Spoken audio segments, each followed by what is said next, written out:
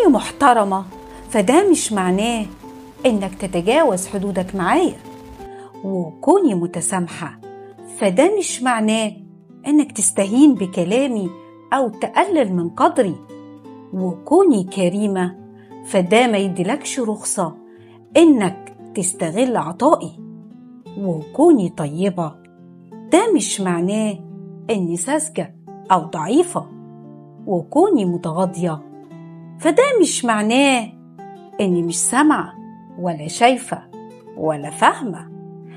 أنا بس بختار أسكت في اللحظة اللي وجودك فيها ما بيكونش مهم، فاوعى تفتكر إن مزاياي دي نقطة ضعف، لا، بس لو اتعديت حدودك فاعرف إن معاها هتتغير كل حاجة.